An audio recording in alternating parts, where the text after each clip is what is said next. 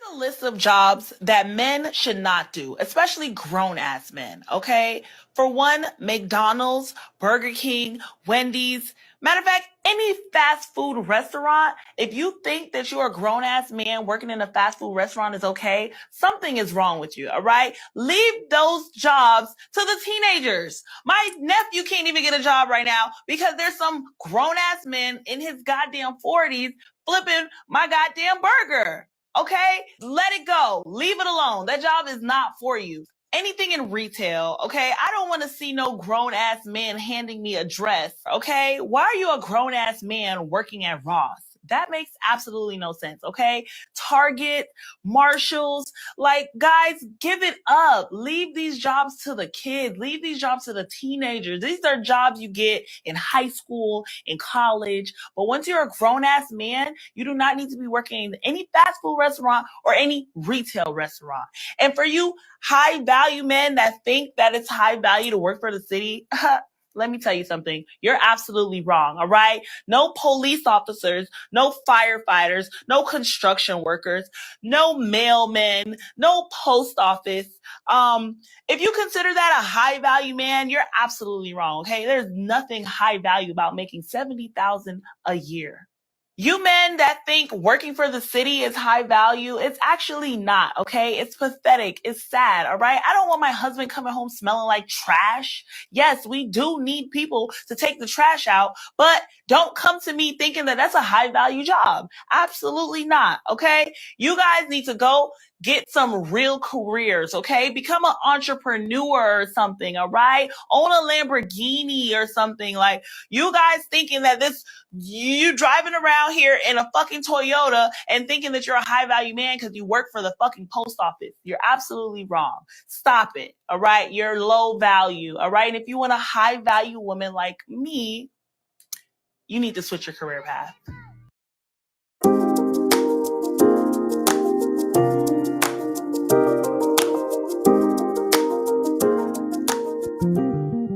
Enough.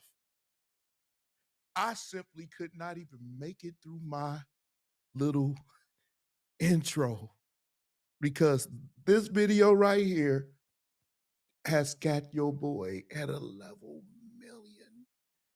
I'm literally livid. Not really, because somebody like that couldn't get me to that point, but it's crazy. It's crazy even watching that, because when I went to the comment section, the women was like, that's right, y'all fellas need to level up. And I'm thinking, she said need to drive a Lamborghini. First of all, I live in the Midwest. That would be almost fatal with the construction and the roads out here, because we have this thing called precipitation in wintertime. And because they are putting salt and everything down on the ground, the roads are kind of unlevel. See, you don't know that because you're not high value. So what man do I know? Because I do know a couple. There aren't many to begin with. But what kind of men do I know that could possibly own that? I know a couple.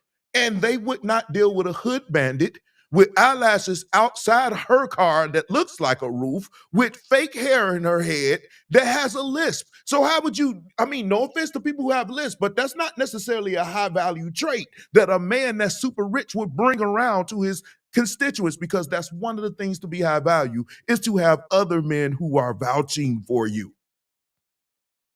Hey, everybody. One day you're going to tell me how to pronounce your name and you know who you are.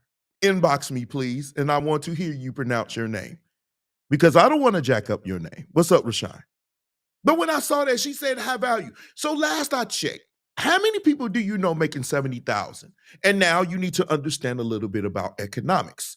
In economics here in Indiana, $70,000 a year is actually not bad at all.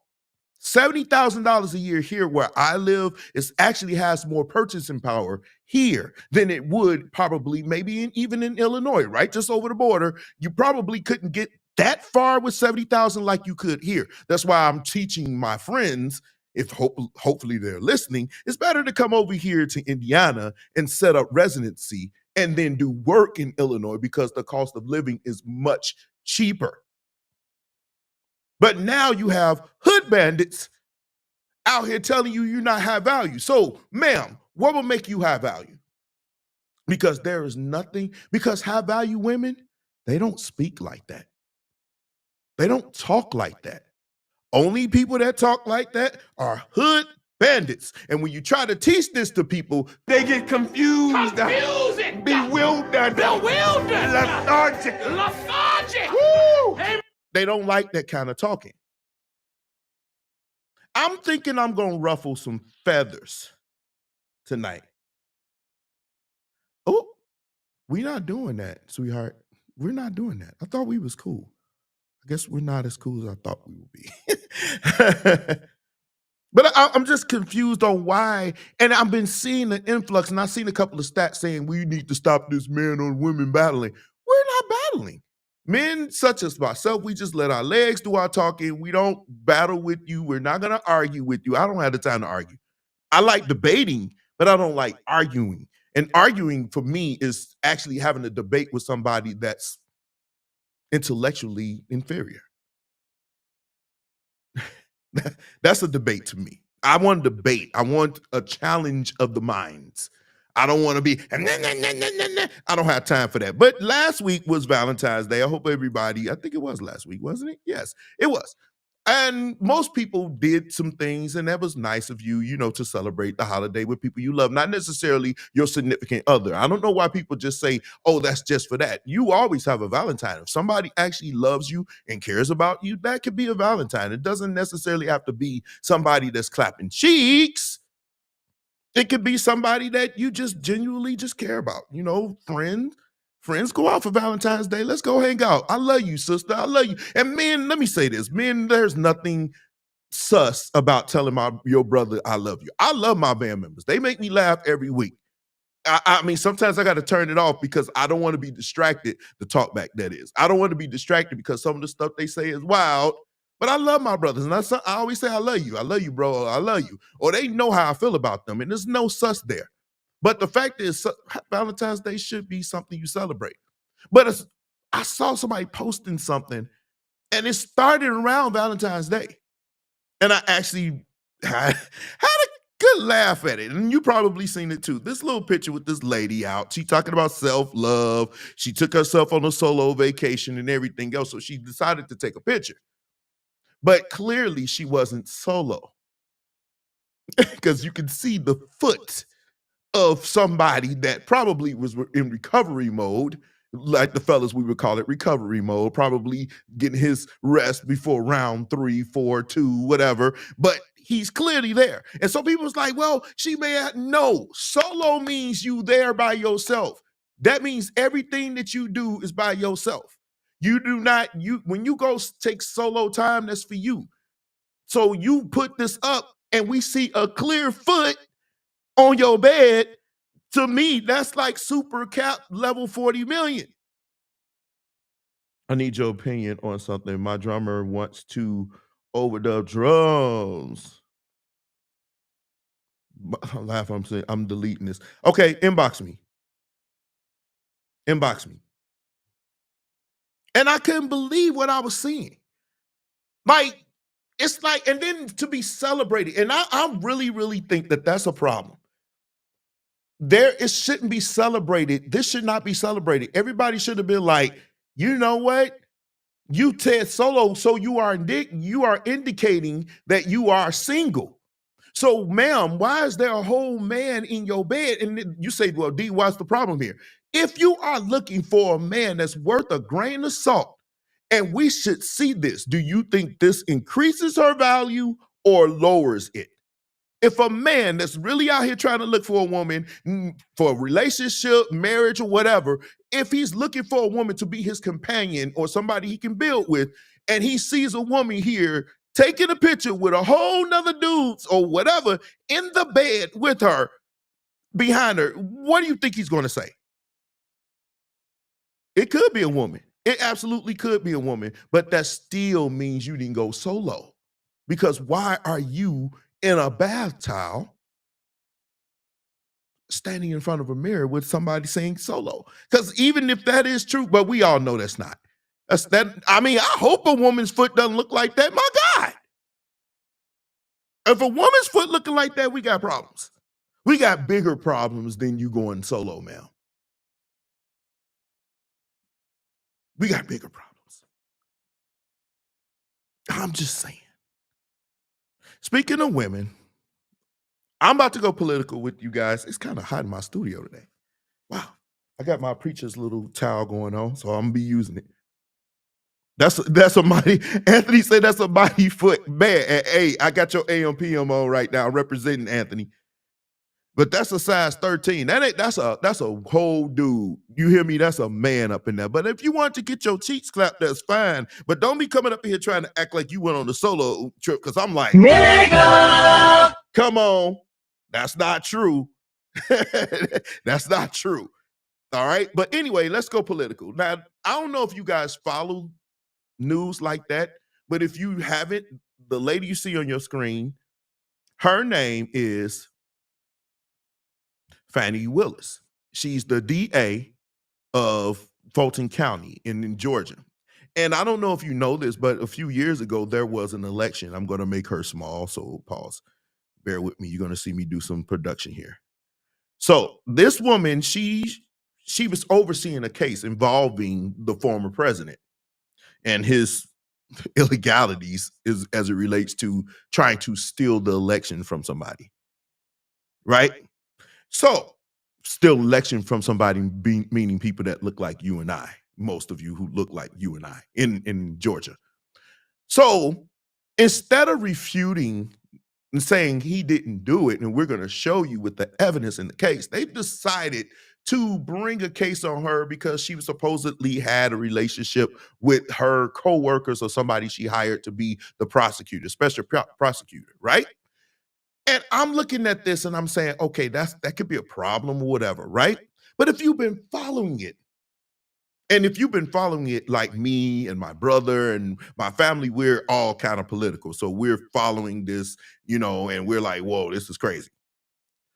But I've seen a lot of people go at her because of the way she came in the courtroom. If you saw it, I'm pretty sure some of you have, she came in and she wasn't playing. She was going at them and everything else. And so I've been seeing the narrative of the angry, quote unquote, angry Black woman, the boss, the nasty stereotypes that they throw on. Now, if you watch my content over any considerable time, you know how I feel about that element of woman. That's not something that I feel is very, very attractive anyway, for any woman, let alone our own. But let me say this, and I got to flip this because I was kind of upset to see people who look like us, Black African Americans. I don't like that word, but Black people, African Americans, or whatever you want to deem yourself to be, going at this woman. Now, I did not particularly care for the whole boss chick, I don't need a man, strong and independent vibe going on. That's true. But let me ask you this question. How would you feel? How would you go into a courtroom if the people that you are doing your job against were sending people to harass you, were spray painting and vandalizing your home, putting N-word and B-word on your houses, going at your dad who's older, attacking you, phone calls. You got to get special people to follow you around. You got to get security because these people are really, really trying to hurt you or sending threats. Now, we known because of January 6th of 2020 that 2021 that these people would enact violence. They showed that. So if they are threatening you, you kind of think that, yeah, they may do it. You literally have to get people to come around your house with dogs to test for bombs. So let's see, you have to have that happen for almost a year now. Right? Then right after that, you get attacked on social media, your address put out there, your pictures put out there by somebody who's powerful, like, say, the former president, putting your picture and everything else. Then now, after all of that, they now saying you had inappropriate relationship, or they were saying basically pretty much calling her 304. It went, if you really been following this, it goes far beyond her just having an inappropriate relationship. But see, having a relationship, lawyers, they all date each other. This is nothing new. In fact, some of the lawyers who are going at her were dating. So now they're just trying to say, oh, is there some cash involved? And when that's blown up, because it has been blown up, now they're saying, oh, you're this. How would you carry it? Some of you can't even take people telling you that your shoes don't match. You ready to fight then. But now this woman is supposed to endure. So it's almost like Black women, the sisters, have to show themselves to be the greatest human beings in the world sometimes because they're not allowed to be angry. They're not allowed to be agitated. They are not allowed to defend themselves. They're not allowed to say anything. But there are not really many of them in these types of positions. So what would you have her do? What would you have her do? She's getting attacked. They're lying on her. They're putting her business. This woman in the court said, well, where's your child right now? She said, I'm not telling you where my child is. Why would you need to know where her child is? What difference does it make? What does her children have to do with this case? This stuff has gotten so far out of hand that y'all are so numb to it. And I sat and watched. And like I said, I don't really care for the whole boss, independence, whatever. But in this case, what was there to do? Because the dude that she was dealing with was weak. That dude was fumbling everywhere else under the sun. I don't know him personally. He probably could be something else personally, but ain't nowhere in the world I'm finna sit up here and let these people go at you like that. The woman showed more strength than you. But when a Black woman seems like when she shows strength, because I didn't think she was that, I mean, she was agitated. How mad would you be? But when a Black woman displays her disdain for what was going on, now she's angry.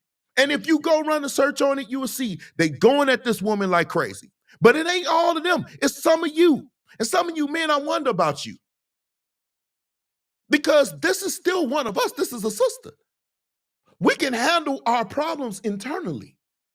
But in front of people, you say, you go, girl. You go. In this instance, because it's them going at her, you go. But no, all on the internet, they going at this woman. And I'm like, come on, man. I know she may not be perfect. I don't know her personally. And neither do you. And so far, they haven't presented any evidence that sticks.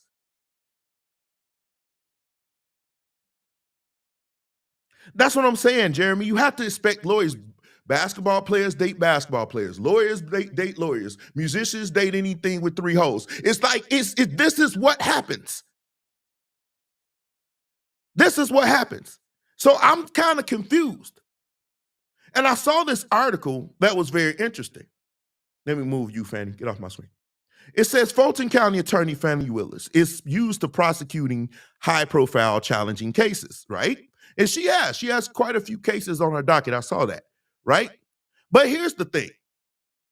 Black women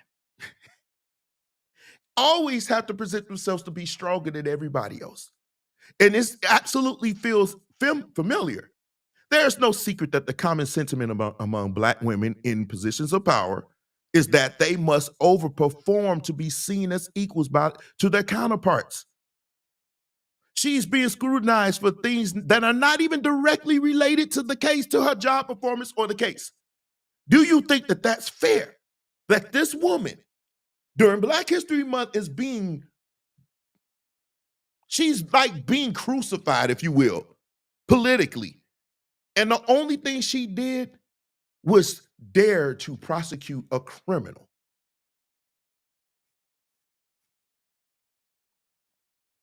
I always said, there's 3 stupid people in the world. But one of those stupid people are racist people. Because you're just stupid because you dislike somebody because they look different. Those people are stupid. But I do believe every Trump supporter is not racist. But I do believe most racist people are Trump supporters. But I do believe that there are Black people that support Trump. But all of these people that support Trump are stupid. And you are willfully stupid, I don't mind telling you. It's one thing to support political views and ideologies. It's another thing to go and wait hand and foot for somebody who's been proven to be a grifter, a liar, a con artist, been proven to be a SA, you know what that means, somebody who abuses women in the most profane way. This is not me just saying. This is not conjecture. This is actually proven in court. In court. And people, black people, I'm saying this during Black History Month. If you support this man, then you have to be by far one of the dumbest, some of the dumbest people on the planet. Why? Because he does not care for you. Let me blow this up so you can see this. I want you to see this. Do you know in the election, he said it was fraud that happened, right? Guess where places where he said fraud happened?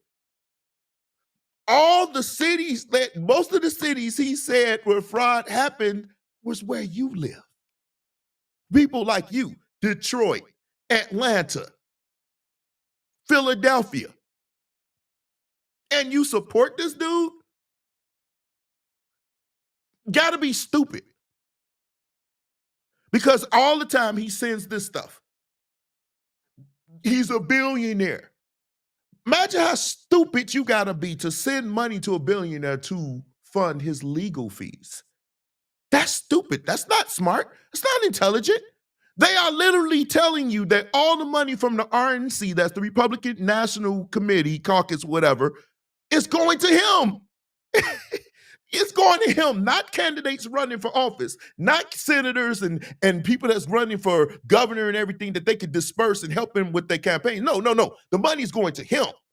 He got his people in place. You can't make this shift up. But that ain't the only thing that happened. This idiot releases gym shoes, sneakers. These are the new Trump shoes that you can get for a whopping $399. I ask you, would you buy these shoes? I absolutely would not buy these ugly shoes. Now, on surface, they don't look that bad, I guess, compared to some of the shoes I've seen, but I would never be caught dead wearing these shoes. Why is this important? I want us as a people during Black History Month, I wish I can play Lift Every Voice right now. We need to start learning how to stick with each other. All throughout history, we've been in our own way. In every revolt throughout history, there was always some that defected to the masters. In every civil rights movement, there was always somebody who looked like us who helped infiltrate, whether it be the UNIA, whether it be the NAACP, whether it be the Black Panther Party, whether it be the Nation of Islam. It's always one of us that's willing to go and bring the whole situation down. And for what? I'm confused on why a person that looks like me would support a man that doesn't care about you at all. I would feel weird that I'm going to vote for the same person that the Klan is voting for. They love him, and you going to vote with them? So I'm asking you, do you hold their hood before or after they vote? They are literally, this man got up and said, we need to watch Detroit. He just said that a few days ago. We need to watch Detroit. So what do you think gonna happen? Them hawk nose gonna come up there and they're gonna drive with their guns and everything, and they're gonna set up shop and watch people in their own community vote. That's what's gonna happen. And you're okay with that, I guess. You're okay with it. So I've already started this year. Don't come on my page debate me about Trump. I refuse to give my time and energy to idiots. Now, moving on. Moving on. Listen, Monica, last week we had a snafu with Alicia Keys and her singing. Everybody was having their debates about it and everything.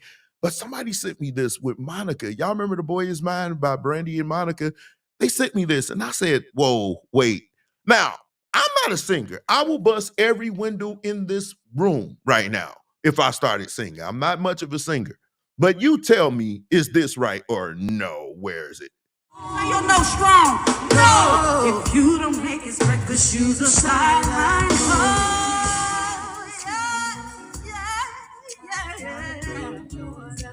I get.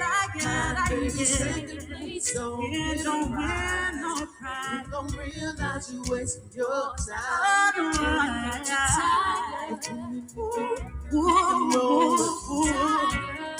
Until I'm a funny cold. you know. Now, I'm like, again, I'm not much of a singer. Can y'all please tell me was this right? I don't know that song either. I can name 5 Monica songs, but listening to the song and listen to her sing, I'm thinking it was a little bit off. One thing I can say about my brothers and sisters in gospel, because so much is demanded of us, majority of our top tier singers, when they come to the mic, they usually be, I mean, nobody's perfect. Nobody's a 10, but they gonna give you a good 8, 7.5. Our top tier gospel artists, they don't do this. They gonna sound pretty decent. They may hit a couple of situations because they may be hoarse because for some reason in gospel music you got to squall, "Rah, rah," so it's a little bit harsher. But in my opinion, this wasn't sweet. You said it's got to be the ear. I mean, yeah, it might be. And see, that's and that's another thing about us. The gospel artists, we get we get ripped up a lot.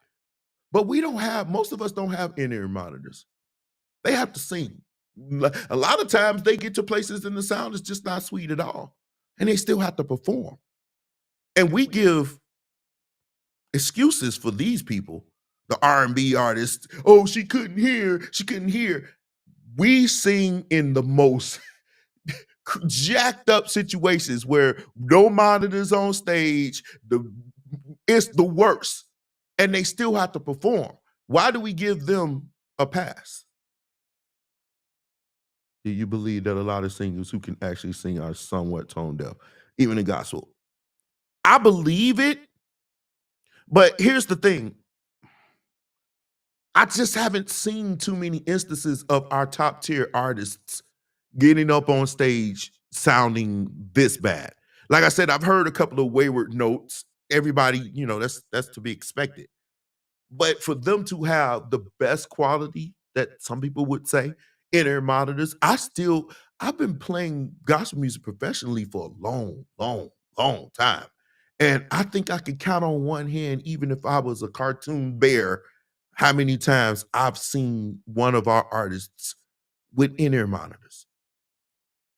I, I, I, I can't even remember the last time I've ever seen one. I can't even remember the first one. I'm trying to think, was there ever?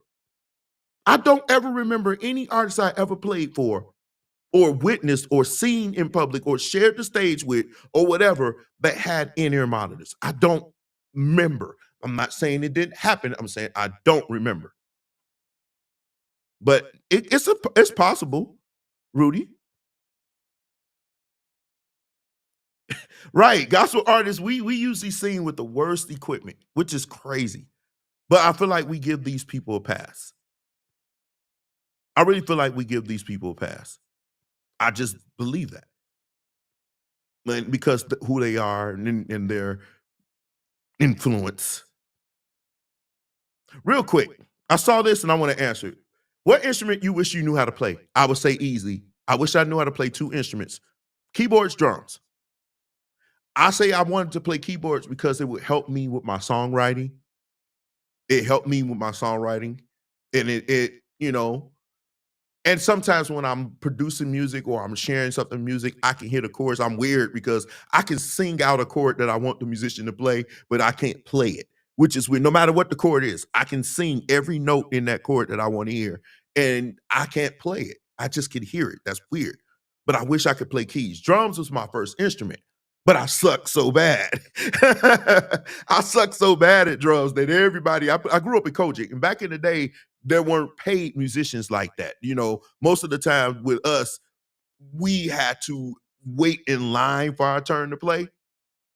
And a lot of times I was at the end of that line.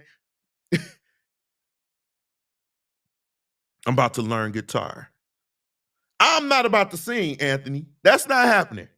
You've heard me work before. You know I can teach parts, which is weird. I can teach parts. But Anthony is a singer. He if you give him a mic, he can do runs, he can do all of that, and he can work the stage. Me, I'm gonna stand there like Fred Hammond with a big old X, and I'm gonna say, yeah, yeah. That's about it. That's about it. That's the most as I can do. What up, D Stapes? And I saw this and I want to touch this. Y'all know me. You followed my content before. As a band, why is so hard? Why I think they missed one word. Why is it so hard to just play the record? Improv is not everyone's forte. I like improv. You know, I've actually said, even on this post, I said I would rather. I get it. Playing for the artist, you have to play for the artist. The artist wants you to play something that they're familiar with. So you don't go, wow, like if the artist is doing, like if you're playing for Ricky and he say, okay, play Glad to Be in the Service, you don't go, he's gonna look at you like, what is this? We ain't practiced this, play what I sent you. So I get that aspect of it. The only thing that I'm saying, like, if it's yours, like say if it's your own concert, your own church, or whatever, I just say I would, it's nothing wrong. You should present your version of it that's true to what you're doing. And I've always said, and I've said numerous times, bass players, I don't want you to play like I played it. I don't want you to present the same production that I presented. I would like for you, especially in your own. I mean, of course, if you get called, if I call you or Ricky calls you, of course, go do whatever. Do the record, do what he's familiar with. But what if it's not Ricky? What if it's, Jaquan Williams and the Voices of Magnitude? Then y'all can do y'all version. You play the way you feel it. Of course, there are aspects of the song that should be there. But what I'm saying is your approach, your feel, the way you approach that song, there's nothing wrong with that being you. That's nothing wrong with that being you. And that's what I wanted to express. But we got a lot to talk about tonight, so let's get going.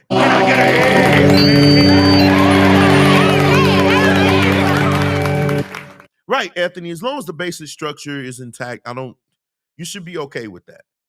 The basic structure of the song, where is it going? 1, 2, 3, 4. What is the basic structure? As long as it's not too much where it's taken away from what the original should be or what the choir is, and everybody knows. Like, don't be playing some crazy chorus and it's clashing what the choir is singing. If they singing a major, why are you playing something that's way off? And I'm gonna catch it. I'm gonna look at you like that don't fit.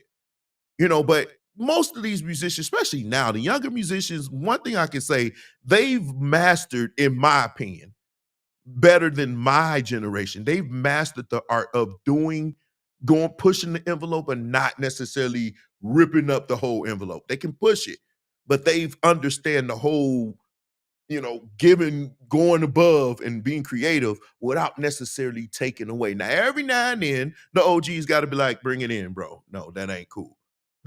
That ain't cool. That's what I miss about Mike. When I was starting off, Mike would be like, easy killer.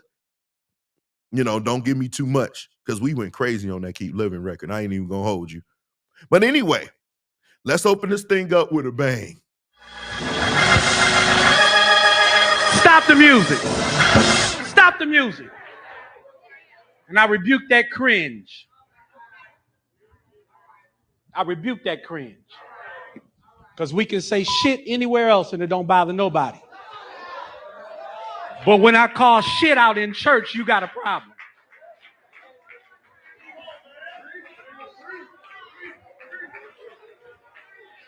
You gonna sit right down with your friends at brunch and everybody gonna say shit and you ain't gonna say nothing.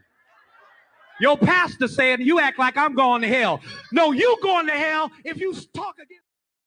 And you see, this clip was sent to me this way. But what I didn't like was how he ended up saying, you're going to go to hell if you talk against XYZ.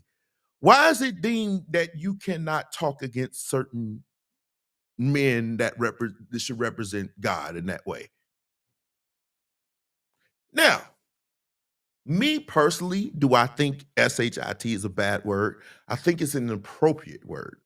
I don't necessarily consider it a cuss word. They back in the day, back in, I want to say, 1930s up until like the 1950s, people used to say that in passing.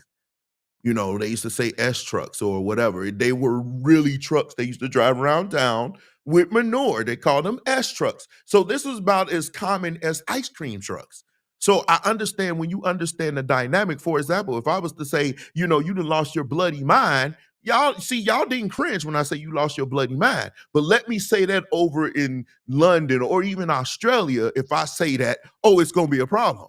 That's their word. See, over here, you didn't even flinch. You was just like, oh, okay. Well, let somebody from there watch it. They're gonna be like, whoa, wait, you don't say that. That's a cuss word. You would never hear a preacher over there say that from the mic. That's deemed to be a cuss word. So I think when you look at that, I don't think it's a cuss word. I think it's just inappropriate. But having said that, you just don't use those words over the pulpit. Those types of words over the pulpit. And people did cringe because people look at the pulpit to be sacred. They look at the church to be sacred, but definitely the pulpit. When I came up, you didn't even get in the pulpit unless you was a preacher. You didn't get in the pulpit unless you're a preacher. But now, not only is anybody getting in the pulpit, they're saying everything from it. And the musician, they was like, stop the music, stop the music. So he must have said it before, and the musicians went and played. I would have just sat there like, bro, come on, play, D. No. And I'm the MD, so none of y'all play. We don't condone foolishness. Now Raekwon is just Raekwon. Raekwon go play regardless. He like, I'm gonna play, buddy. Probably Russell too. Turbo would have just sat there. And Razor would have been like, my band is funny at the church, but I can't speak to your band. I don't know what they would do. But I just think you don't cuss like that in church. And I just think that really, I think this has made it before, but it was sent to me so many times I had to show it again. But I just think that this is a prelude to what's going to come. 2024, you're going to see even worse. That's me being prophetic. You're going to see even worse. You're going to hear more cuss words. You're going to hear the wildest thing. You are. You're going to hear people talking about stuff that they shouldn't share, too much information as a VE. I text Pastor about 2:25 this morning. Since Robinson got ready to take a bath and sprinkler thing just broke. We had water running for about 2 hours. We were kind of getting upset. Said, ain't no need in getting upset. Ain't got no water at the house. Got to wait for the plumber when we get out of church. But we said this morning, I'm going to church. Oh, y'all ain't saying nothing. I ain't had no water. Had to take some bottled water and wash my private parts. Y'all ain't saying nothing. Some of us would have said, I ain't going to church. I said, get up this morning, we going to church. So I ask you, was that too much information when the dude said he needed some bottled water to wash his balls? Is that something he should have said over the bike? Those two bikes up front. That's old school, Jerry. That's old school. But should he have said that? I just don't. You could have just said, hey, we decided to come to church. We had plumbing issue, but we weren't going to stop nothing from making us press our way to get here. Why do you need to say, oh, I need the bottled water to wash my private parts? This is way too much information. Way too much information. Why did I need to know about your balls? This is going to become one of my favorite ones. I didn't need to know about your balls. Nigga! I'm really starting to like that. I'm really starting to like that, man. That's too funny. When we play it again, okay? Nigga!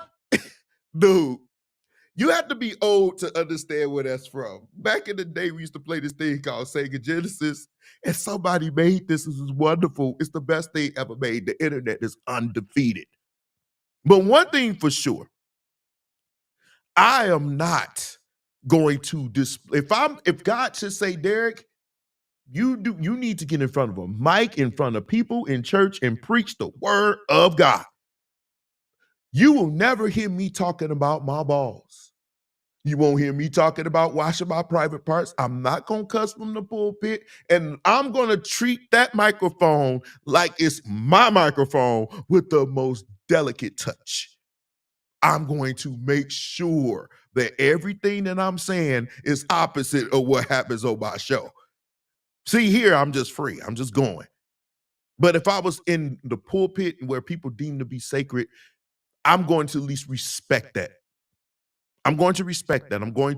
I would respect it and say, watch what I say. And it's funny because a lot of these people, if you was to talk to them, they would say, okay, one of the gifts that you should have is the gift of prophecy, which is being inspired to speak to people through the Holy Spirit. The Holy Spirit didn't tell you to get up there and tell people how you washed your private parts. Did it? I'm just sorry. Now, last week was Valentine's Day, and the church, most of the time, the church I'm at, they would do a panel, but they didn't this year because, Juanita Bynum was there. So we didn't do a panel. We didn't do none of that. People were asking me, are you doing a panel? And they doing a panel this year? I don't know. You got to ask Bishop. I don't do none of that. If they ask me to be on there, I'll talk and share what I think. But anyway, seems like a lot of churches were having panels and discussions. We started something. Well, some of us started something. I like panels. I think they should be open discussions in churches more often. But some of these people went off the deep end for Valentine's Day. Man, some pasta. Give that man some peace. And I'll let y'all fill in the other P. Somebody should have ran around the church. I'm just playing. The 3 P's.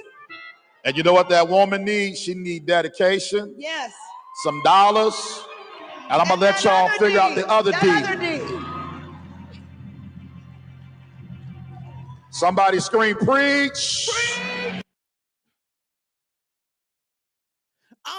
I'm not the kind of person that I don't go and say, oh, they shouldn't do that or whatever. But to me, I feel like you can have discussions or whatever, but I think sometimes we push that envelope too much.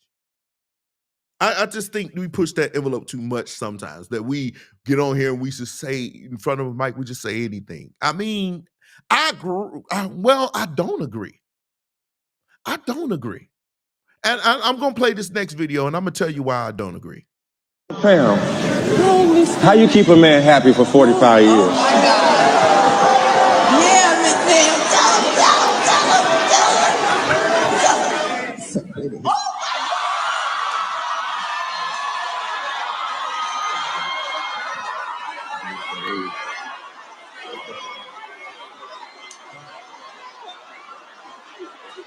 You can't make this shit up.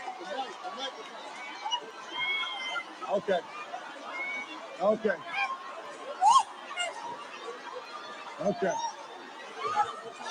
Let the church sing, yeah.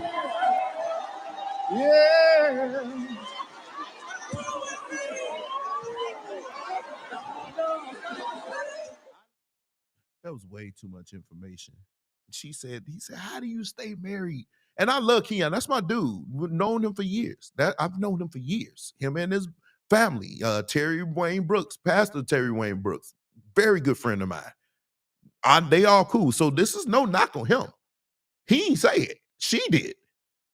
But she said she drops dome. That's old school, but I can't think of no other way. She polishes his silver. That's what she said. And that's how they stayed married for 40. That was your takeaway. For 45 years of marriage, your takeaway was, I suck his whatchamacallit. Let me ask you a question. How many of you were married or in a relationship before? And we can be honest over here. We're in a relationship before, well, please, you don't need to, but just think to yourself that you dropped dome on that dude and he still left you. That you dropped dome, that you performed these crazy acts, had you swinging from chandeliers, had you flipping and wearing different things. You come dressed up as a maid with the little things and the stockings, the thigh highs. You role played. You did all of this, and he still left you, or it still didn't work out, or he still ended up with somebody else. How many times do you think that has happened? Has it happened to you? Ladies, has it ever happened to you? Well, you did all this. You dropped dome. You was just, whoa. You went to war. But he still left.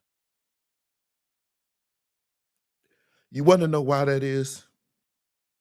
Because what we do with our penis has nothing to do with our ability or willingness to stay with you and be with just you. So for anybody to say that their sex was the reason why somebody didn't leave them, they are lying to you. Sex is never the reason why a man would stay with you, especially if he's married. It takes more than that. We can get that any day. I can get off this thing right now, make a phone call or a text, and that could be satisfied within seconds. Well, not seconds, but you get what I'm saying. If that's what I wanted, I wouldn't have to go far to get that. Why do you think that sex is the reason why we stay? It's important. Intimacy is important in relationships. All my married friends say that. This is just not me. You know, I listen to people who are experienced in this, and they said it's important, but it's not everything. It's not the reason why they stay. Why? Because married men cheat all the time. If it's just that, you think married men don't get they silver polished outside of that? No, that's not true.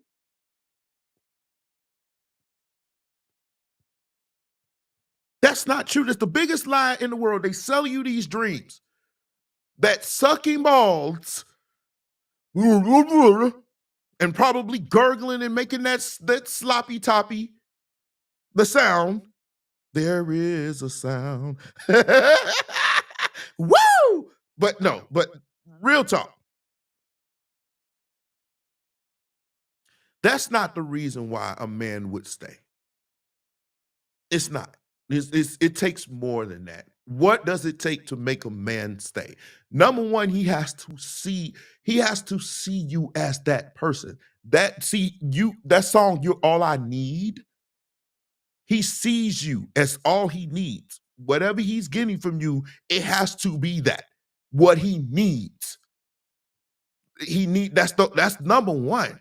That means these boxes that we all have, that men, if we be honest, we all have these boxes that you check off. Oh, she checks that off. First of all, we got to be physically attracted to you. That's there. But it's these other things, and men are different. We're not a monolith, but it's some major things that we look for in a woman. And if she's providing all of that, most men, believe it or not, are not going to go outside of their marriage if we feel like we're getting all of that. And the reality that most people don't want to face is that you weren't all of that. Because if you were, he would have said, okay, I could go out here, but what I got at home that's mine is so much better. Now, this is not across the board. This is not one paintbrush, but this is a good reason. It's definitely a good reason. So you have to analyze, was this the right man for me? And this is going to be the most controversial thing. Well, not one. I say it all every week, and that's usually pretty worse every time I turn around. Let me bless you. Women can produce, 12 eggs in a year? So realistically, a woman can have one child a year. And if she had a baby in January or February, she probably can pop another one out before the end of the year. Not that she would want to, and I would hope that she wouldn't. But if she's married and they want a big family, get right to it, right? A man, on the other hand, we could produce a baby, 2, 3, 4, 5 babies a day if we wanted to. That's reality. We could produce that many children in a day. What does that mean? We have this thing called libido, testosterone, and that stuff makes us like that. I got a video next week. I didn't want to show it this week, but it does drive a lot of us. We see, we won't. And that urging, that like, it's for us, it's no different than when we driving up the street, we see a Harold's, if you in Chicago or whatever your desired restaurant, and you hungry, your stomach gonna want what you just saw. Men, it's like that when we look at other women. So for you to think that your sexual attraction is gonna be what it is to keep us, no, it's not, because that thing ain't gonna turn off just because we buried you. It's never going to turn off. Even when you are older, you still gonna want to desire other women. That's just part of it. Now, the thing in your mind, when you think about that woman that you got at home, that's gonna be you saying, I'm not gonna do this. I do that look nice, but I'm not doing that. You always gonna have the desire. And it's hard to fight it. Majority of the time, it's hard to fight. I'm not going to hold you. So I think when you listen to people say that, and I know it's all funny, but it's just it's not realistic. And I get so fed up with in church, they lie to you. And I feel like a lot of our women and men, the reason why they don't have that special somebody, and I'm not even necessarily just talking about marriage, I'm talking about getting in the door with a man or a woman, is because you've been lied to for so much. Nobody's keeping it 100 with you. So you can make the necessary changes. So they tell you, oh, I was married 45 years because I sucked. No, ma'am, if that's the thing, I would hate to be the one to tell you, but he's just a gentleman because I'm sure you weren't the only one on that.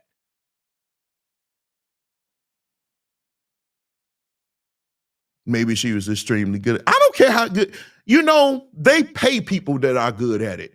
Superhead, they didn't call her superhead for nothing. I hear what you're saying. But you know, that's what I don't think I would have led with that either way. That's not what my mind would have been. My mind would have been like, no, he has it's other things because the sex part, trust me, that I wouldn't hang my hat on that. No matter how good you think you are, ladies, there's always somebody else. There's always somebody else. I hate to be the one to tell you. But that wasn't the only person dropping too much information. It wasn't. Check this out. Pastor, I can't deal with it. I can't deal with this marriage. Why? Why? I can't deal with this marriage. I said, why? Why can't you deal with it? Pastor, I tell you, that the first night doing it, it was so small. I asked him where he's gonna put it. Glory to God. Hallelujah.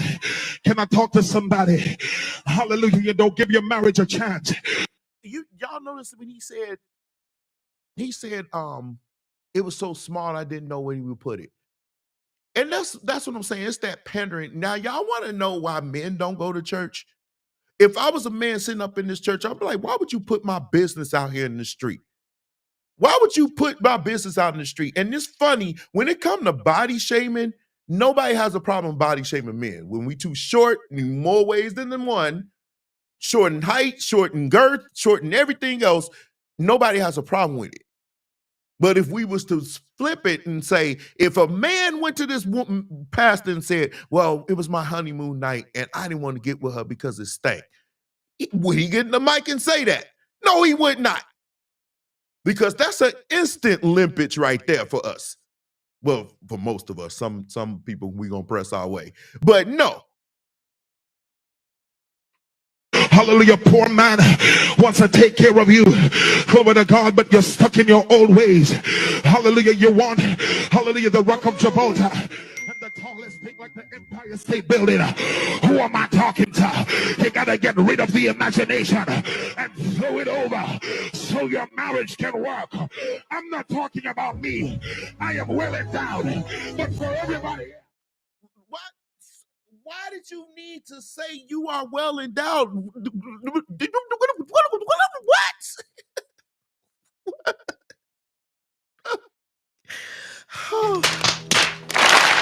You didn't need to say that, bro. He said he's well endowed. We didn't need to know that in the mic. So now you're going to have all these women up in the church because there are no men. Men don't come to church. I'm sorry. Successful, educated, intellectual men, they don't go to church. They don't. Look around. Next time you go in church, look around at the men that are there. Then exclude the musicians, exclude us, but look around at your church. If that man is successful and educated and intellectual, that kind of man, he's probably married.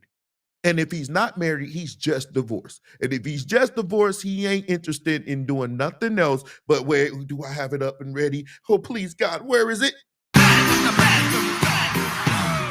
That's the only thing he's interested in, even in church. We keeps it 100 over here. But next time, do that. Next time you go to church, look around your church and look at the men, the types of men that you would be attracted to, that you know are about their business, and tell me, are they there? You're gonna be amazed. I do it everywhere we go. When Bishop goes somewhere I know Powerhouse. I know people there. I may not know their names, but I know their faces. But when we go to Visitors Church, I always do that. The musicians laugh. I be like, I'm looking to see how many men up in this church, number one, and I'm looking to see how many men that I think that carrying themselves in that way. Because men that are like that, they carry themselves that way. You see the way that they dress, they keep their hair cut, they just carry themselves in a certain way, the way that they walk, the way they project themselves, the way they speak to each other. It's just a certain way, that vibe that they give. And so I look and see if those men exist, and they usually don't. They don't exist, not in our churches. And if you got a pastor up in here inviting people to his nuts because he's saying he's hung like a horse, then of course you looking at this man and you said, bro, what are you doing? And so a man that's sitting there visiting, he gonna be like, he just invited everybody, all these single women up in here. Because I'm sure if he's married, his wife be like, why the falcon would you say that in the mic? I'm sure be honest, ladies, if your husband got up in the mic and he said, I'm well endowed, how would you feel about that? I'm thinking you be heated. I'm thinking you be triggered. I don't know. I could be wrong. I think if y'all did that, if I was to say that and I'm married, it'd be...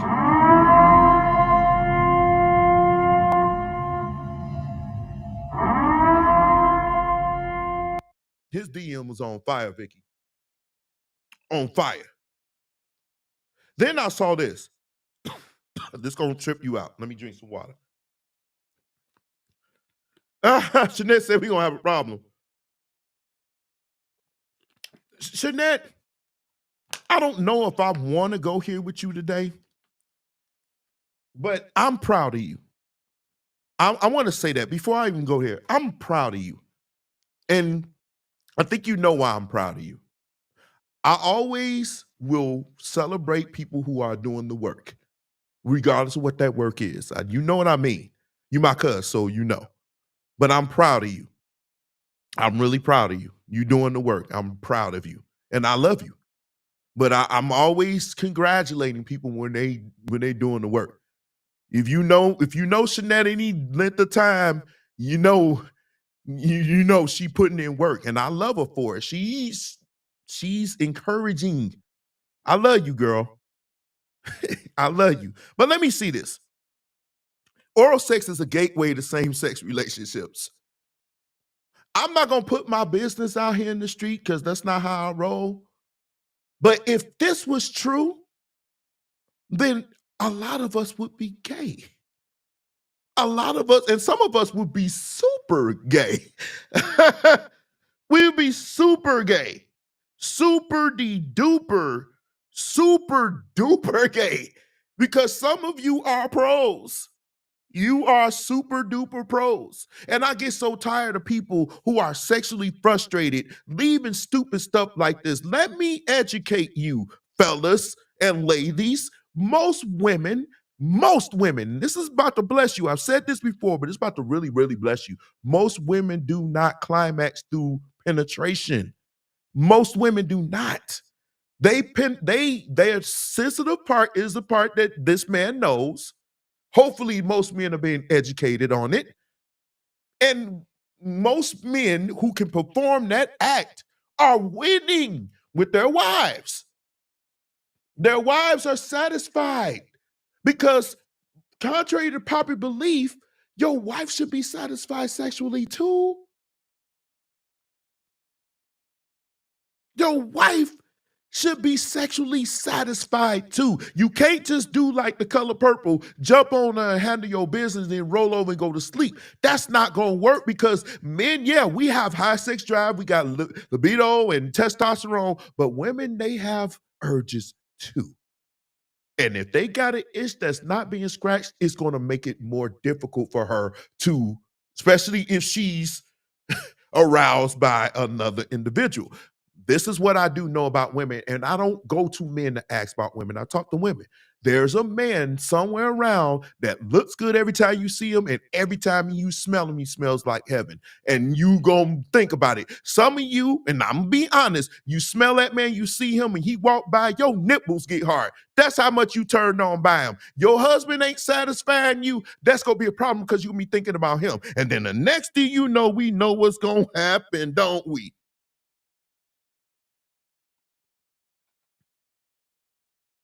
We know. And see, I keeps it real over here. I think that's probably why y'all like coming here, because y'all know I'm gonna keep it 100. Fellas, please your wives, make sure they're satisfied. Now, if she's not satisfied with the penetration, it's not because you're not endowed. It's not because you're not, a man down there. That's just not her thing. That's not going to get her off. You have to experiment. You have to show your wife that you can experiment, that you can handle your business. It doesn't make you less of a man to please your wife. That's why you married her. Because if you didn't want to please that woman in the way that she needs to be pleased, then you should not have married her.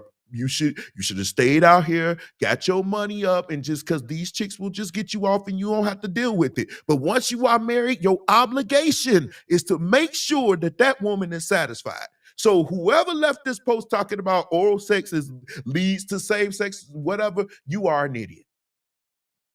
You are an idiot. And I can guarantee you shape like this. Everybody do the Michigan ride. Everybody likes the Michigan ride. Shaped like a wisdom tooth. So being as though you probably, and see, here's the thing. I can guarantee you, and I'm gonna move on, but I can guarantee you that person that left this thing has never experienced the holies of holy. The right person ain't did this to you. Because I promise you, once your toes curl up like the wicked witch of the West, and you feel the power, you're going to be speaking in tongue when it's done right. And my ladies will tell you, if it's done right and your husband doing his thing, you will be speaking in tongues and it won't be the Holy Spirit giving you utterance. Don't be upset your partner is trying to tell you. Yeah, that's another thing. I just feel like sometimes we, and when I say we, I mean men, sometimes we are so, what's the word I want to say? We're so prideful. And we get to the point where we don't want anybody to say anything. Like we feel like if a woman tells us what we want, we're not doing something right. No, I believe sex between a man and a husband and a wife, that should be pleasurable and it should be experimental, whatever you want to, you should experiment. You should actually get with each other and y'all should, there are games you could play. There are card games. There are things y'all could talk about. Let's try this. Let's this. Man, when you marry, you can get kinky. Go to them sex stores. Get some toys. Have fun. This is your wife. This is your husband. Go for it. I'm not going to get married and just sit here and just be like, well, let's just do it. No, ma'am. I'm with it. We gonna have fun regardless. I mean, shoot, we married. Let's go in the stairwell and we gonna do 50 Shades of Grey up in this mug. But my point is simple. I just feel like if you gonna get married and have sex and stuff like that, it shouldn't just be just pleasing to the man. We gonna get ours regardless. We are. Now, the potency of us getting it will change. That could be, a thing, but for the most part, men, we're going to get ours. And I just think we need to explore our women better and become better lovers for our wives so they could be pleasured and both of us can, experience that level of pleasure. But first of all, you got to make sure you love your wife. You got to make sure women, they different. Men, you just walk by and we feel a breast or something like that, we going. Women, they different. You got to make sure that doing what you should do, make her feel great. And that's the job you took on when you married her. You can't complain now that you married her. You got them, you can't just have them put this in a way that's G-rated. You can't just put the bread in the oven and cook. You gotta prepare it. You know what I mean? You gotta oil the pan. You gotta do all the stuff to make sure that the bread is gonna be right. So when you put it in the oven, you've already put it in the oven, it's gonna bake and be good. But if you don't do proper preparation, it's not gonna be a good meal. Let that for nope. I'm keeping it. I'm keeping it G rated. So I think I'm as I talk to some more married men, you know, they actually school me. And that I want to leave with this. Never be afraid to have conversations with people that are in positions that you are not in. It's okay for married people to share married things with single people. And it's okay for single people to share married people things. I'm not one of those people that believe you need to be married to understand marriage. I'm not one of those people. I believe you can get information from anybody that's solid. But I believe sharing information with each other and communicating will help us become better with each other, I guess. In this regard. In this regard, in the sex department.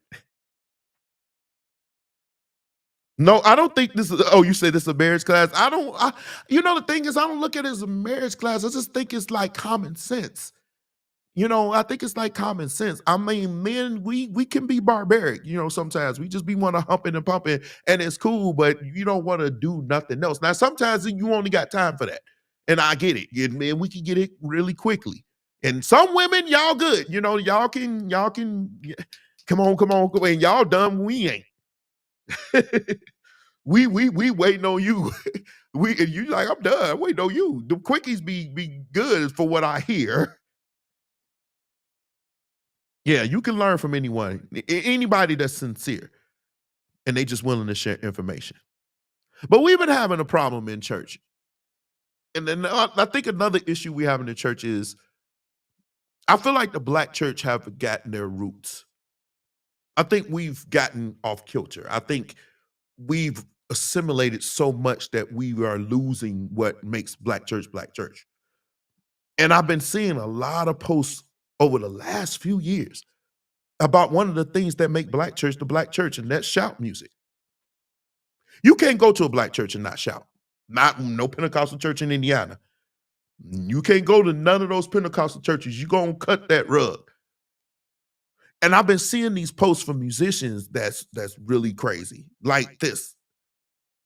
Now, this is a friend of mine. I agree with this. But he said, for all of you don't know, I must inform you that shout music is officially a genre separate from gospel music.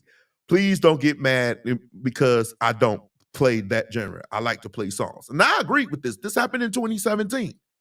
And at that point, I actually agreed with him that shout music had become something that we do. New G will never put out a record without a bump on there. That's just, we've been doing it forever. Forever. That's about, I can't remember a New G record ever didn't have a bump on it. But it's like people are now starting to denigrate that. And I want to, this is going to be really quick. Well, yeah, it's going to be relatively quick. But now I've seen this happen. 2 weeks left of this month, and y'all musicians still don't know how to play Lift Every Voice, but want to be the GOAT of shout bumps. Musicians are going at people doing shout music. And I was like, wow, why are we doing that? What? I mean, in the comment section, do you think we do too much bumping in church these days? Do you think we shout too much? Or do you think we, you know, it's okay? Do you think that before we go on, you can post? Then somebody posted and said, who invented shout music for the black gospel churches? Who said who invented it? Let me give you a history lesson. I wish I had music to go with it. But check this out. It's really called ring shouting. The ring shout is a spiritual expression in dance. It has its origins in a dance form, indigenous to much of Central and West Africa, which is where your ancestors came from, in which the dancers move in a counterclockwise circle. That's the way they used to do it. I got videos, I'm not going to show it. Wherever in Africa, the counterclockwise dance ceremony was performed. This guy wrote, the dancing and singing were directed to the ancestors and the gods of the tempo and revolution circle quickening during the course of the movement, right? It was used by slaves, and believe it or not, it found its way to our Christian cultures, to black Christian cultures. White slave masters really didn't like it because they didn't understand it. And they used to shout and dance or whatever until they felt the spirit. And they would feel good for the rest of the day or whatever. And they got them through. Does that not sound familiar to you? Does that not sound familiar to you? And so when I saw it, I was like, that makes sense. I've been knew this. I knew this for years, but I'm sharing it with you now. It has history in Black church. And most of the stuff we do in Black church has history somewhere else. And so the ring shout or shouting or dancing or what are now called praise break and bumps, they have history in your roots and they had nothing to do with Christianity. But it found this way and made its way popular and became a mainstay, particularly in Pentecostal churches where we shout. In Baptist churches, they go hard too, especially in Chicago. But it seems like now everybody has a problem with it. And Vicky did say, she feels like it's overdone or we do it too much. Personally, I don't have a problem with it. I really don't, because I feel like it's part of our culture. Because we can sing a CCM song for 45 minutes and nobody says nothing because you got your cry on or whatever. But when it comes to shout music, now there's an issue. But when I saw this,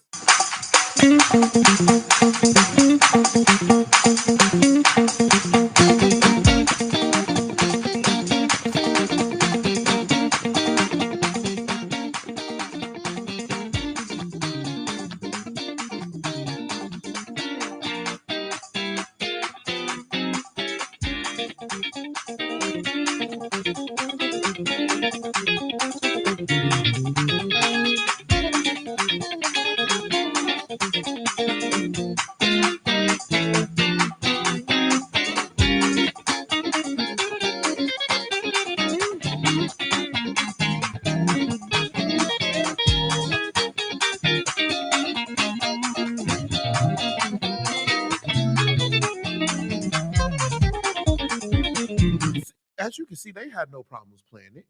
Now, it was much slower than what we would do. Much, much slower. Much slower. But then I saw this video where a Black man, the same dude from last week, and I said I was going to cover it, said, yeah, it's good country, but if you speed it up, trust me, that's exactly what that was, especially that turnaround. That one, da, na, na, na, na. I've never heard a country song do that. It just the way, yeah, that's definitely bump. But this guy, I'm just gonna play it.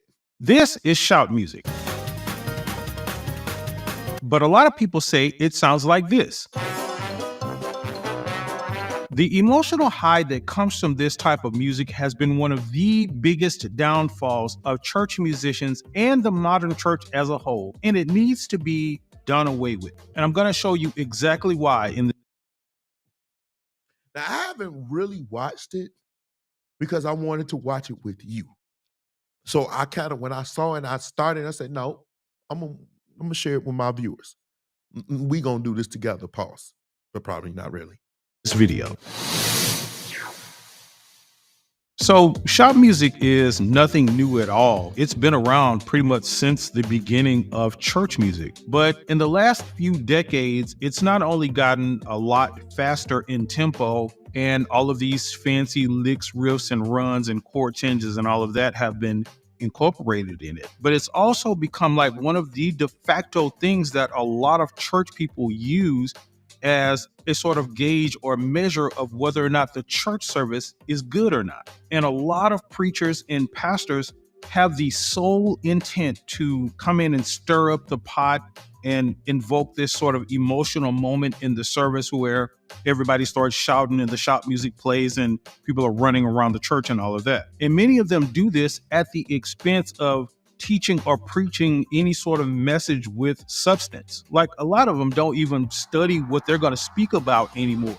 They literally just get up and use a bunch of cliches and hoop and holler until they can get an emotional response from the audience. Now, I'll tell you why all of that in and of itself is like a bad idea. But first, let me tell you as a church musician, something that is extremely crucial about shout music. So for the longest time, being able to play shout music and really being able to play it well is something that has been held in sort of a really high regard among church musicians. Church musicians literally use being able to play shout music as a sort of gauge or barometer of whether or not another musician is good or can play. Stop. That's not true. That is not true. Now, we do look at the people who play shout music and we say, whoa, that's dope or whatever, but we don't gauge how good they are based off of shout music. That's just absolutely not true.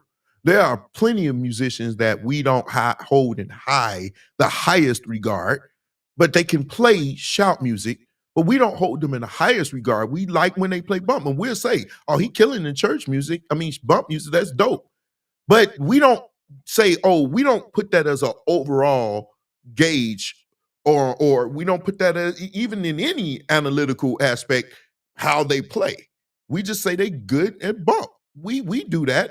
I mean, that's not true. Play or not. You show up somewhere and get on somebody's keys, organ, bass, drums, or guitar, or whatever, and the first thing the people around you are going to do is ask you to play a shout or a bump, as it's affectionately known. And they will literally sit there and judge and critique you for how many chords you can put in it, riffs, runs, and licks. That's not true, bro. That is not where you get who you been talking to. Man, I'm listen, when I go to Kojic, AIM, you don't get all the musicians around there. Yes, they play bump. And I'll come across the room, they play bump. But that's what they do. That's their fun thing. They love to play bumps. But we don't gauge how good they are based off of that. We gauge how good they are by a criteria that goes beyond obviously what you don't know. How they learn songs. Can they retain songs? What's their vocabulary? We do that. We don't gauge it off no bump. We don't, but we can't be in church and say it's not important either. That's important. It's very important, especially in the Black Pentecostal church, but it's not the everything. So that's cap. I don't know who you've been around. And all of the modern stuff and the key changes and all of that. And oh my God, if it's a lot of church musicians there, they all fighting and waiting their turn to get on the instrument so they can show off what they can do. And in addition to what I'm about to tell you as to why this whole shop music thing is bad for the church as a whole overall, it's particularly bad in the sense that I'm mentioning it here for church musicians. And here's why. There are so many other things that are really important and crucial to a church musician and what he or she can and should be able to play. How about being able to play the congregational songs and hymns correctly? How about being able to play the choir and praise team songs effectively without overplaying? How about instead of speeding everything up, being able to keep time? Drummers, how about not suddenly changing the root note to a 5 when it's supposed to be a 1? Bass players. Wait, now, okay. I love doing sus, not sus. I like changing it up because it's a feeling. You really got to understand what the music is before you can do that, before you change it up. I forgot what they call it when the bass player changes it up. I forgot what they call it. I just do it. So I don't agree. Yeah, sometimes you should go to the 5 and you should be authentic. Like if it's a CCM song, we know they're going to do it to death. 6, 4, 1, 5. We know we're going to do that. But sometimes instead of playing a 5, I may play a 7. You know, I may change it up. What is that called when the bass player does that? When you play a note and it's different. What do they call that? Substitutes? I think that's what they call it. I like doing that. And it doesn't change. If you the best bass players that I know, they all do subs. They all do it. And so I don't know who he's hanging around. I'm kind of feel like I need to get off of here and pray for him because he's hanging around the worst of us. And hey, keys players, how about being able to play efficiently in all keys instead of reaching for that transpose button? He's stepping on toes. See, now the transpose thing. I don't know this dude, but can he play? Can he play like that? I'm not going to get into the whole transposing thing, but he just made sure he threw that out there. That was kind of a shot.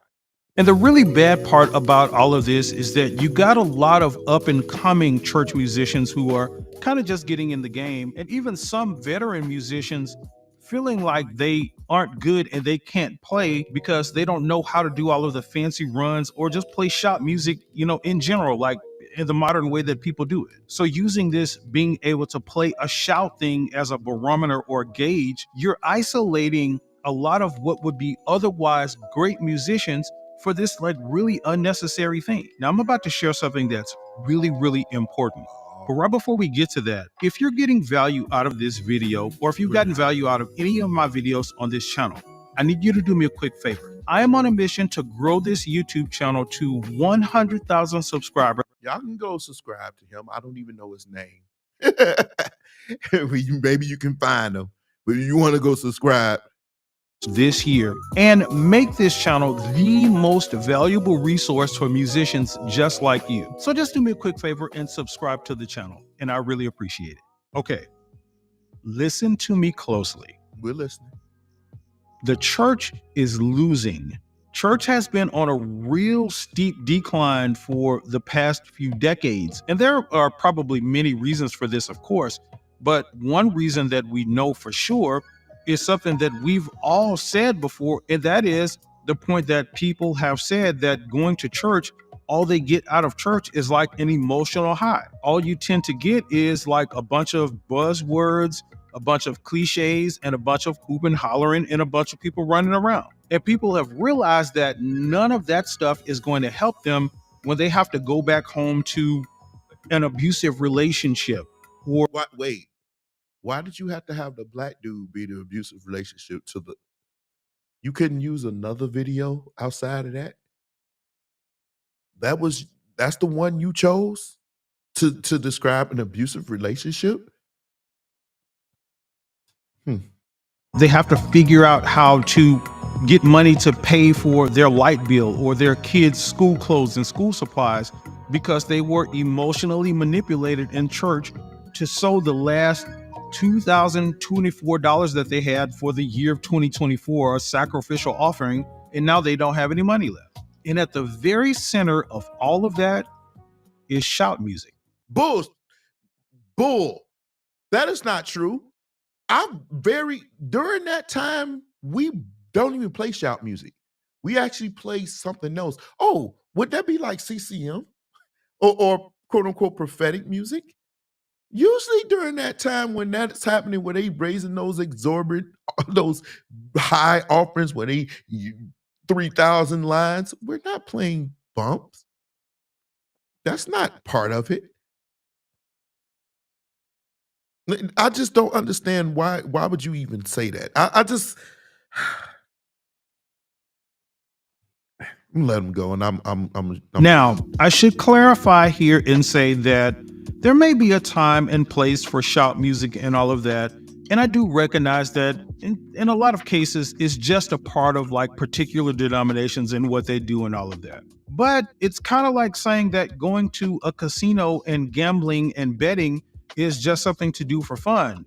Well, yeah, right up until the point to where you sold your car and the deed to your house because now you have an addiction to it. And shout music and the emotional high that comes from it has become a lot like an addiction in church. So much so that even if the message was good and, substantive and people learned stuff and got seeds of inspiration sown into their hearts and minds to go do something different and make change and all of that, you have people that will still say the church was boring or not good because they didn't get their injection of shout music.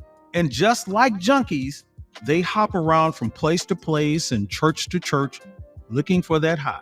And this is something that not a lot of people talk about, but this whole shouting thing can not only be embarrassing to people, it can also be dangerous. I've been in church services and have seen the typical thing of, a woman shouting and her wig fly off her head and all of that. I've seen women on the floor with short dresses on and no panties and seen kitty shots because. What were you doing looking up her skirt, sir? You make this too easy, man. You make this too easy. I'm gonna let you finish before I rip it, though. They were, on the floor. Now their business is all out in the street and all of that. But I've also seen stuff like people hitting their heads on the pew, while shouting and all of that stuff and really hurting themselves, and people tripping and falling and hurting themselves from running around the church at top speed. And I've even seen little kids get trampled on from a lot of that stuff, all in the name of getting that emotional high. Now, look, I know you may like shop music and all of that, and that's cool. But one of the things that I always say is nothing changes if nothing changes. And one of the biggest mistakes that churches make is staying complacent and not being willing to change and adjust, even change the things that may have worked for them in the past, or changing the things that they may like. And this includes how a lot of churches treat their musicians and, not pay them fairly and all of that. And I break down what the current fair pay is for church musicians in this video right here. So make sure you head over and check it out right now. I refuse to. This is easy. First of all, can shout music be, I guess the word you want to say is contrived. Like it's like you just that's your go-to because it's not going good. I've been to churches where that's happened, where the pastor was like, okay, well, we're about to shout. And that happened. But I want to do something, an experiment with you. I want to do an experiment with you. And it starts now.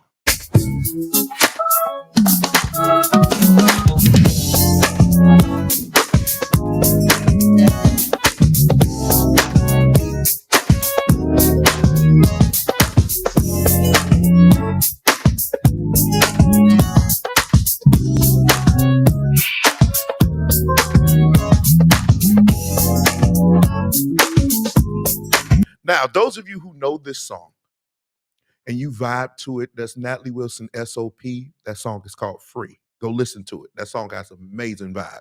If you like gospel music, you gonna kind of like that song. It goes hard. Natalie Wilson. Tell me, those of you who are musicians and singers, was you bobbing your head?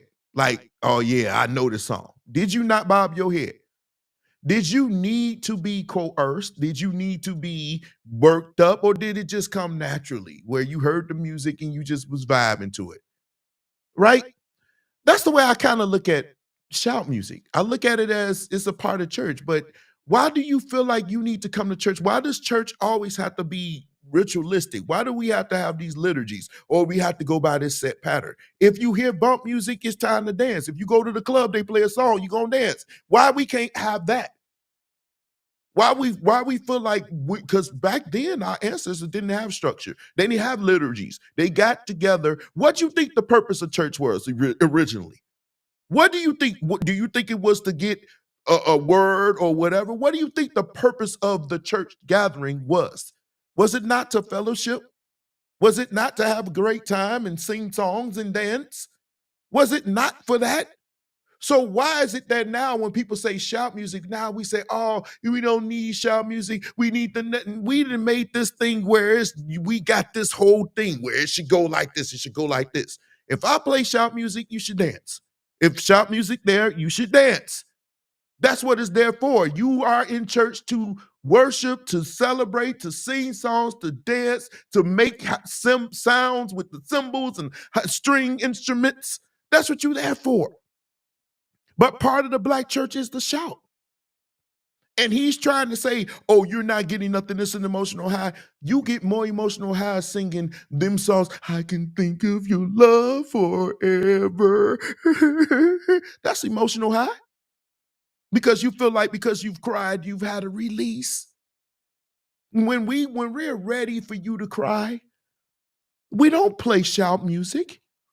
We could play a CCM song that y'all love so much and make you cry, but you still get an emotional high. Now, that part I do agree with.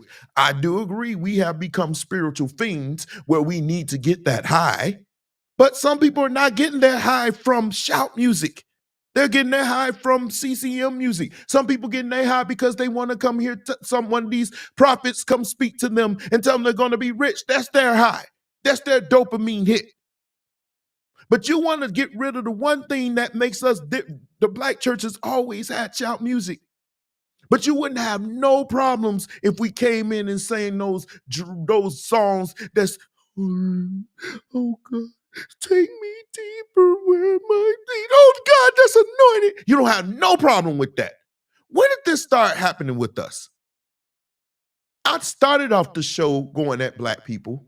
I'm gonna end the show with that. Why are we so quick to get rid of everything that makes us us? And we are so quick to assimilate to people who are not assimilating to us. They're not assimilating to us, but we quick to call their thing anointed, and we're so quick to shun us. If you are a musician, you play shout music, play on. Yes, you should learn other types of music. Yes, if you want to be successful in this, but we don't have to tell you that. I'm sure you know that. Because if you plan, you're not going to play, and nobody's that stupid to believe you're going to play a set where it's just, okay, what's this? This bump number 141. Okay, what's this? This bump number. No, you got to learn songs.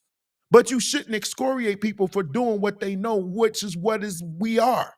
That is what we've done over the centuries. So why do you want to get rid of it? Because you feel that it's giving you emotional high or it's taken away. If the preacher can't preach, it don't matter whether we play shout music or whatever. Well, should he lean on it? Maybe. If he ain't got nothing else, but you got a choice to lead the church, because if he ain't saying nothing, it ain't gonna matter whether musicians play shout music or not. That's my issue. You saying we should ban shout music, and I got musicians saying they hate it. Then don't play at a black church, because it's a big part of it. That's a part of playing in the black church, especially a Pentecostal church. You're going to play a bump music. You're going to play more bump music than you do hymns. And it's amazing to me, you got some people talk about, well, you got to learn hymns. Most of us ain't even doing hymns no more. We do more CCM songs than we do hymns. And hymns didn't come from you either. You do more CCM songs in black church than you do any other music. Because most of you don't even have choirs anymore.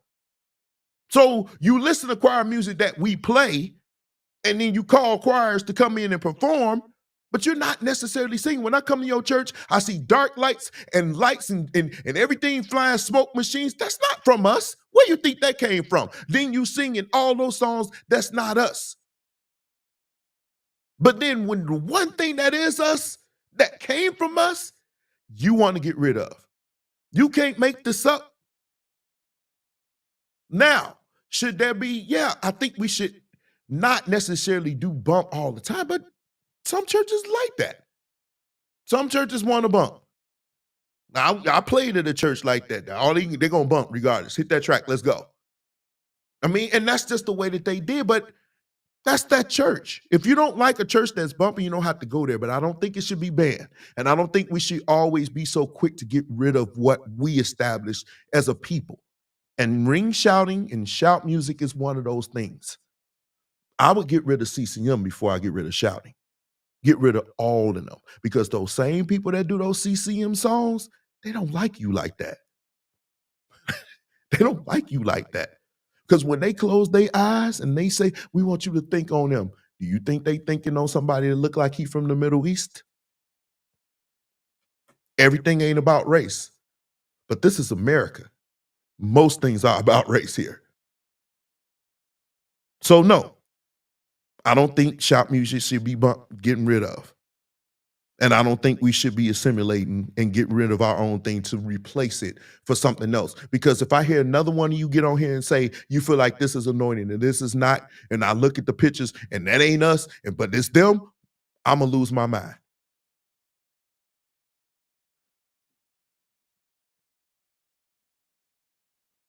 When you say, because the other churches are rocking all our bumps after they told you, right. I've seen that happen too. So no, I just want to get that off my chest. Pause. Because I'm so sick and tired of people talking about shout music like that. It's part of your culture. If you're black, it's part of your culture. It's not going, I don't think it should go anywhere. And if you feel like it's too much, then you have that conversation with the people at your church. And maybe you can present something to them that y'all can work out. But it should not be you singing CCM songs, because that's going to pretty much tick me off. because now you're trying to replace what your lineage or your ancestors had with something different that came from the people that didn't want your ancestors to even have freedom. It makes no sense to me. But anyway, I'm still working out that list I'm going to cover that musician burnout. I just wanted to do this tonight. The musician burnout, I do have some people that want to be on the show. If you want to be on that show, hit my inbox. I already got like 4, but I don't want it to be too many, so I'm gonna condense it. But I'm still waiting on that one person, and I want to see if he wants to join in. I might have to hit him personally. But it's musician burnout. Are you experiencing burnout with church? Because like I said last week, there's a lot of musicians leaving church. I don't necessarily like it. I think something should be done about it. But that's just me, y'all. That's just me. But I'm about to wait. What did you say, Shanette? Shanette, what did you say, sweetheart? I can't read your comment. It be blocking. It be this thing be jagging sometimes. But thank you for joining me. I'm about to jump off of here and eat the rest of my salad and go to bed. But I love you guys. By the way, send your videos. I still got some more preachers going wild. One next week is gonna be crazy. I didn't show it today because it was that's a topic within itself. But anyway, I love you guys. Take care. Good night.